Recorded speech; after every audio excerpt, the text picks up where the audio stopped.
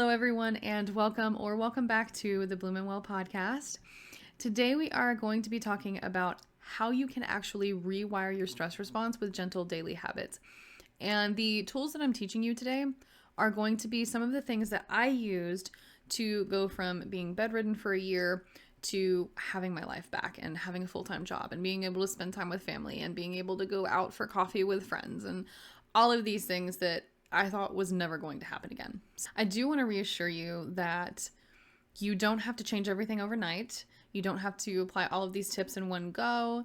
And even if you are feeling this constant overwhelm, these racing thoughts, this exhaustion that's just relentless and not going away, even if you sleep all night or even all day, it is more than likely in your nervous system. So the amazing part about that, the great, fantastic, and fortunate part of that is that we can rewire our nervous system, seriously.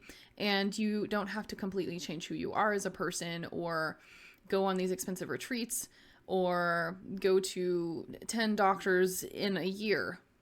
It just requires a few gentle daily shifts, some tiny things that you can do right now that are going to tell your brain, hey, we're safe. Hey, we can rest. So if you're tired of feeling stuck in this stress loop, this video is going to show you how to approach that from a different perspective. Before we dive into the tools, I do want to give you a simple, non-jargon explanation of what's actually happening in your body when you feel stressed, anxious, overwhelmed, or stuck in that chronic freeze state where your nervous system shuts down. You have something called your autonomic nervous system. And this is like your body's behind the scenes operating system. It controls your heart rate, your digestion, your breathing, your immune response, pretty much everything that keeps you alive without you having to think about it. So you don't have to say, hey, body, breathe. Hey, body, digest my food, right? So this autonomic nervous system has two different gears to it. On one hand, it has the sympathetic, which you've heard of as the fight or flight response. And then on the other hand, it has the parasympathetic, which is your rest, digest, and heal. So your sympathetic gear is essentially designed to protect you in case of emergencies, immediate danger. So our ancestors were having to run from wild animals to protect themselves from the elements. You know, they didn't have as stable of living situations as we do now.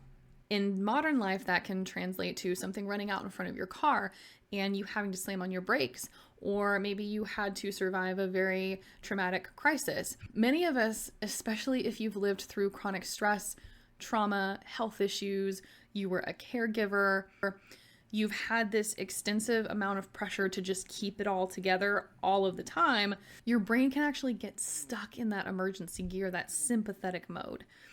And it's kind of like a broken alarm system. So if you think about an alarm system in a house, that alarm system is designed to go off, to trigger, if someone's trying to break in the house. But what if that alarm system is going off because the wind is rattling the windows a little bit, right?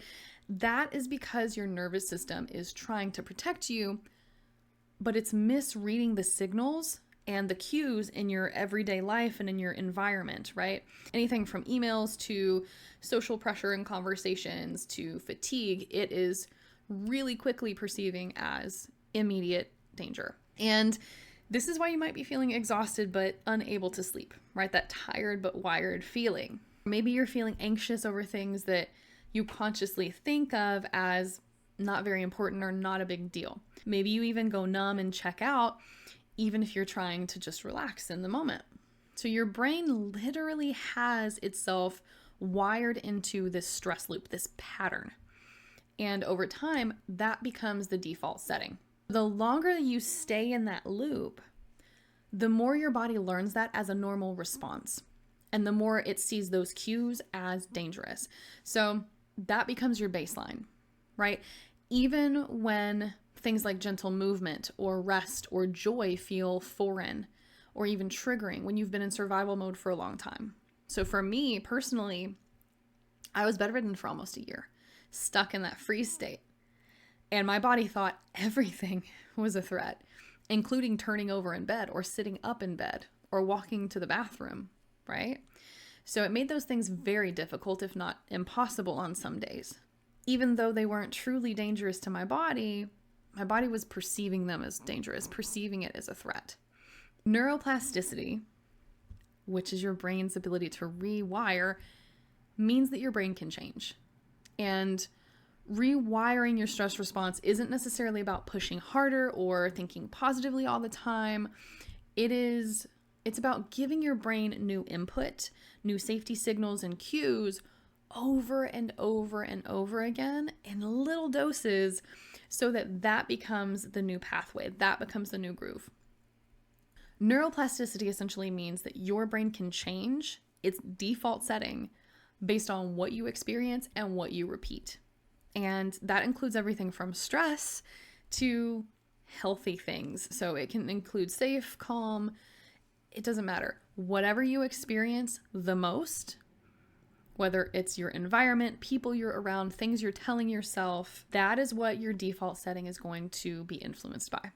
So every time you have a thought, you have an emotion, a feeling, or you decide to react a certain way to whatever trigger you're experiencing, your brain sends this signal down a little pathway all throughout the body. And the more you send that same exact signal, the more worn in that path becomes. So it's kind of like walking that same trail every single day in the middle of a field, right? Eventually the grass dies down and you're left with a rough dirt path. And then you keep walking it more and more and that path starts to smooth out. And it gets easier and easier to walk down that path, that trail. In our brains, that pathway becomes so familiar that our brains automatically take that pathway, even if it doesn't ask, hey, is this helpful? Hey, is this what I need? Hey, is this going to be beneficial for me and healthy for me? And that is how the stress loops get wired into our brains. But again, they can be unwired and essentially rewired. So when you start to give your brain these new signals, these tiny cues, like slowing your breath down, or pausing for a moment when you're making your coffee, or noticing a cloud or a rainbow outside, even just for a second, that is like walking a new path. And the more you walk that path, the stronger it gets. So the first gentle practice for rewiring your stress response was one of the most powerful ones that I used when I went from going specifically from being bedridden into a couch-bound phase. And this is separating yourself from your thoughts. And I know that sounds simple. And for some of you, you're going to be really skeptical because I was really skeptical. So I know I'm not the only one. But it can improve so much with your nervous system and how it controls the body. So when your nervous system is dysregulated, one of the things that it tends to do is over-identify with your thoughts. Especially the scary and negative ones, right? Absolutely the path of least resistance. And for me, my experience was I would be in bed and I would feel a symptom come up. We'll say like a palpitation or maybe gas moving through my intestines, or I would feel kind of dizzy if I would turn my head even slowly in a certain direction. Whatever the symptom was, I would feel it and immediately it would trigger that stress response and my mind would think, oh gosh, it's happening again. Oh gosh, this is it. Oh gosh, do I need to call an ambulance?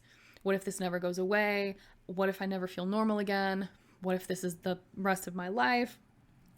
And before I knew it, I was spiraling. And I know there's so many people out there who have that same experience when they have a chronic illness or chronic fatigue or anxiety. The truth is that you are not your thoughts. You are an observer. And that space between you and your thoughts, that is where neuroplasticity and rewiring begins. So the further you can distance yourself from those thought patterns, the better this experience is going to be, right? So seeing a thought rather than becoming the thought. I would get into a flare-up. Say maybe I increased my step count by 200 steps that day. And the next day I was in a flare-up. And I was super anxious, couldn't figure out why. And then I would figure out, oh, well, I did increase my step count yesterday, so that's probably what it is. And then my first thought was, I'm never going to get better. I can stay at this step count. I can increase, I can decrease. It doesn't matter. I'm never going to get better. Right? And that's totally normal if you're in that kind of situation. But It requires discipline and consistency to separate yourself from that thought and step back and say, this is a chance to do something different, right? To pause, to breathe, and instead of following that thought down the rabbit hole, say, hey, I'm noticing that thought. I'm thinking I'm never going to get better. And let it go, right? Notice it. Just noticing it creates more space between you and that thought so that you're not fighting it, so that you're not pretending that it's not there. You're validating yourself. You're respecting yourself and loving yourself enough and saying, hey, this is showing up for me. You're giving it that acknowledgement, but you're just not choosing to let it run the show. You're just saying, okay, I notice you. Hi, bye. Right? It's like seeing a cloud float by in the sky. You don't have to follow it all day long, do you? No. The more you do, the more exhausted you're going to be. And it's the same with the symptoms. The more you chase those symptoms, the more you spiral with those thoughts, that negativity, the more exhausted you're going to become because it's consistently pumping out adrenaline all day long, every time you have those thoughts. So the more you practice that observe, pause, label, and breathe, the more you're going to weaken those older loops and the more you're going to strengthen the new ones. These are like little micro moments of rewiring, and your brain will remember it and it will thank you over time. Another one that I used to go from bedbound to couchbound was visualization. A lot of the times when I was bedbound, I was consistently having like 6 or 7 panic attacks a day. My symptoms were controlling my entire life. And I felt like a prisoner in my own body. I was stuck. I couldn't go anywhere. I couldn't fix it. I couldn't do anything. And I was like, I'm a doctor. I should be able to fix this. I should be able to solve the problem.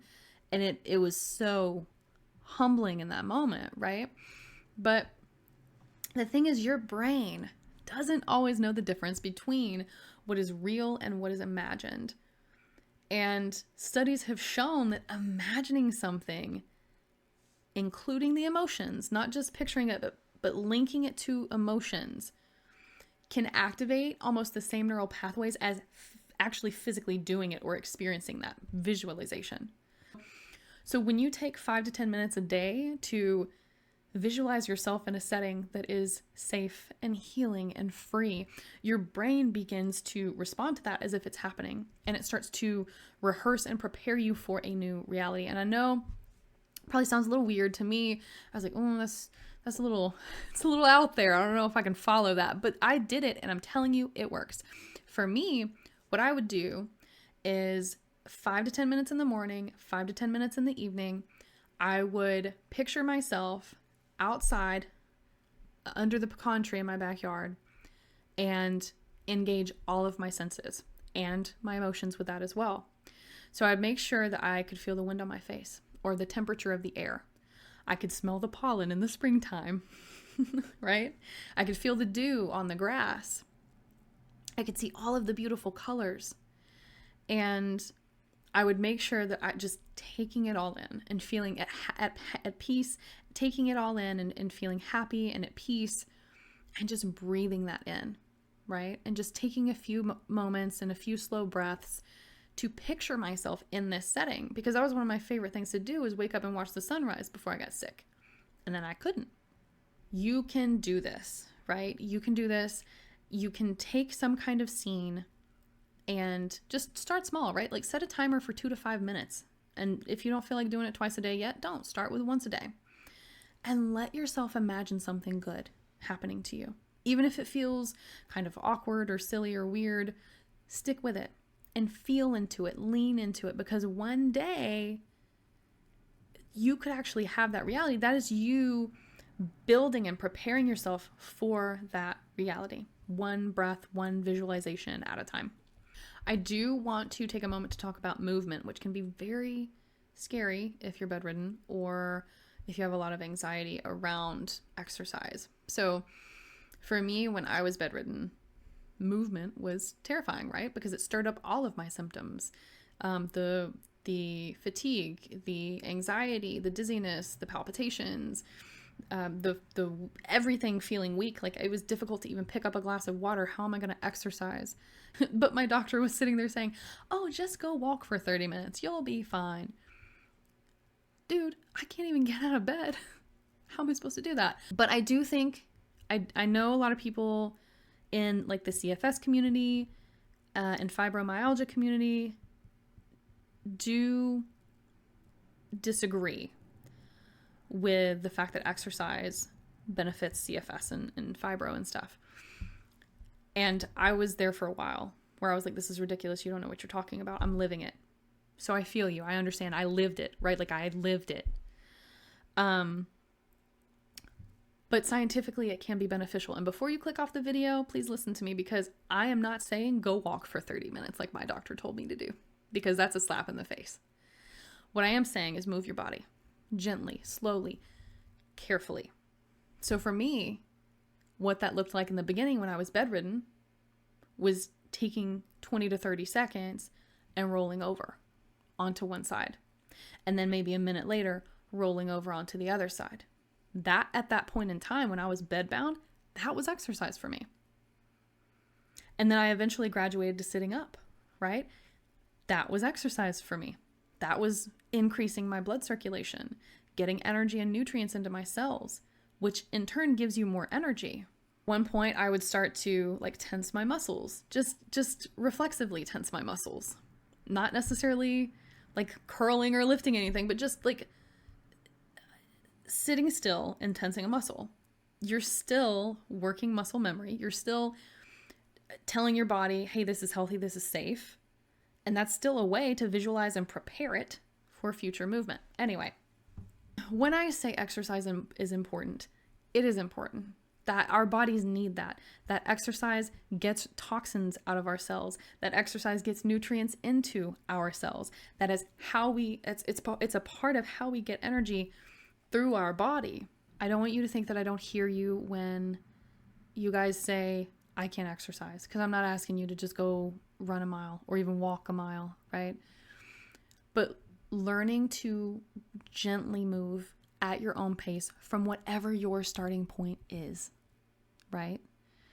So for me, once I finally got from like bedbound to couchbound and into the housebound phase, that's when I started incorporating more yin yoga, some light somatic stretching, and some really short walks outside, or even like I would just go stand out on the porch at one point before I really got to where I could walk around the backyard and things like that. I would just go stand on the porch and then, just add a few steps every couple of days or every couple of weeks, wherever you're at. It's different for everyone, right? Even if you just stand up and like sway side to side for a minute, that can change your nervous system state. That can help to increase your blood flow and get nutrients into your cells, which your body absolutely needs. So I don't want people to think of exercise as a form of burning calories right now and like hitting that calorie goal or hitting a 20-minute exercise goal. Exercise right now is meant to remind your body it is safe to move, right? It's safe to feel, it's safe to be in my body, it's safe to be connected, and it's safe to be here. So if you feel like movement is painful or it's very scary, it's hurting you more than it helps, I want you to know that you're not broken. Your body's not broken. You might just need a more gentle approach, right? And I think that's where a lot of doctors are failing these days, because they either don't have the time or aren't taking the time with patients.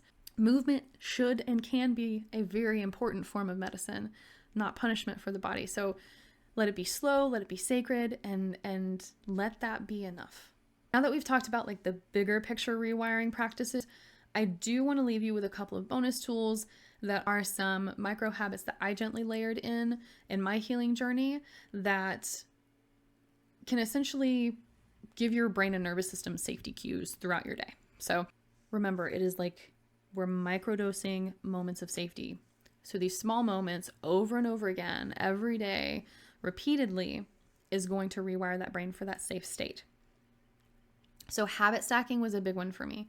And again, it seems simple, but it's very effective. So take something that you already do, like brushing your teeth or maybe making coffee or washing your face, and then tacking on a gentle nervous system cue on top of it. So If you're brushing your teeth, maybe you can hum while you're brushing your teeth and stimulate that vagus nerve that tells your body that it's safe, right? Because for me in my journey, I was brushing my teeth felt like death, right? Like I barely had the energy to do it. At some days I didn't have the energy, right? Not to do it twice at least. And that's the reality of a lot of people who have CFS or have anxiety or are stuck with a dysregulated nervous system in this freeze state. We don't have the energy to do daily tasks, right? So when you're doing these daily tasks, pair it with a nervous system tool. So you're waiting for your coffee or you're waiting for your tea. 3 slow diaphragmatic breaths or somatic sighs even. Maybe when you're washing your face or you're applying your moisturizer, you can use an affirmation and feel into that and say, it is safe to be in my body today. My body is allowed to feel today. Today's going to be a great day, right? Bonus points for you if you look in the mirror in your eyes when you say it, because that can be very difficult, but it can be even more powerful. These tiny pairings actually create these new associations, and your brain starts linking these ordinary moments of just monotony with peace and safety rather than fear and dread and anxiety. And that's the magic of neuroplasticity and rewiring our brains. So another one is glimmers. So glimmers are like the opposite of a trigger, right? We have these tiny moments of joy that don't last forever, right? But they're these everyday moments that often go overlooked when we're in a constant state of stress. So whatever it is that makes you happy, focus on that. So maybe you saw a rainbow. Maybe you got a phone call from a friend. Maybe you saw a close friend or loved one on social media had something really good happen to them and you're cheering them on from the sidelines. Lean into that. Don't just say, oh, cool, and then like scroll past it and let it go. Lean into that feeling. Lean into that moment of safety. Just a little bit longer, even if it's 2 to 5 seconds longer than what you normally would. Lean into that. Feeling the warmth of the sun on your skin, getting some fresh air, smelling fresh cut grass, or listening to the rain. Whatever it is, just take that moment of extra time, and it will help to retrain your nervous system to recognize and receive safety. Try to make sure and include some of these micro moments into your day, whether you're bedridden, couchbound, housebound, if you just have chronic anxiety, whatever it is. Everyone could benefit from this because it's a way to improve your quality of life by changing your perception and training your nervous system that not everything in the entire world is a threat, right? This is how we rewire the brain and rewire the body from the inside out. So if you have made it this far into today's video, which is a lot longer than I intended, I want you to take a breath and just let yourself feel that and thank yourself, because that right there, this you being here, is you already starting to rewire your stress response. This is essentially co-regulation. When you're around other people in settings where other people are healing or other people have healed, that is training your nervous system to be similar to theirs, right? You are the company you keep. So, and that's why I do think that co-regulation is very important, which is why we do have a shameless plug for our community called The Garden, which we do have a free section in our community where we can talk every single day, hold each other gently accountable for exercises like these. And I do journal prompts with you guys so that we can openly discuss what kinds of changes we're making, what kind of progress we're making, how we got here in the first place, what we need to do to feel better, to regulate our nervous systems. I want to encourage you again to separate yourself from your thoughts, to visualize those safe moments and include gentle movement, the micro habits, and the glimmers. You don't have to be perfect. You don't have to do them all at once. And honestly, I don't encourage you to do them all at once. Because if you go too hard all at once, that's going to signal danger to your nervous system and it's going to get triggered. So if you add one at a time very slowly, train your nervous system that these things are safe and these things are beneficial for you, you can build on that momentum. I do want to thank you for joining me today, and thank you for listening this far. And if you have, I hope that it has been helpful, beneficial, and given you some new tools to try for anxiety, for being bedridden, for any chronic fatigue that you're experiencing. And if you would love a safe and supportive space to heal alongside other people and to improve your quality of life, as I mentioned earlier, we have the garden, which we discuss all things nervous system regulation. We talk about healing, we talk about co-regulation, gentle living, and holistic health. So also, if you could like, share, comment, and subscribe no matter what platform you're on, and comment below and tell me what practice you are going to start with today. And if you are wanting to go even deeper, I do have one-on-one patient appointments completely available through my website below. And I do also offer nervous system coaching and brain retraining sessions. You don't have to do this alone. And we do have free resources that you guys can use, just like this educational video right here is completely free for you. Happy healing and keep bloomin' well.